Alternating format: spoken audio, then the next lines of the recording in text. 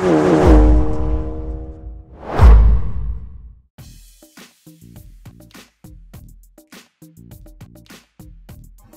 going on, everybody, and welcome back to another edition of Mr. McGuinty's How-To Guides. I'm your host, P. McG, and today we're here to install the white COBB knob in the Speed 3. Let's get to it. Start by removing the original shift knob by spinning it counterclockwise until it dethreads completely.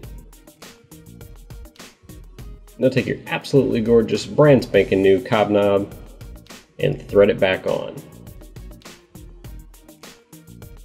Tighten it up,